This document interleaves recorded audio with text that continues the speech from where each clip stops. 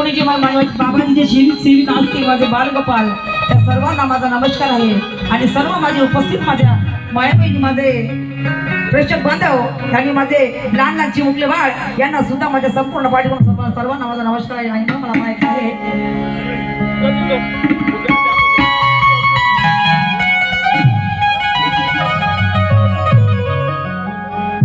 महान त्यागी जुमन बाबा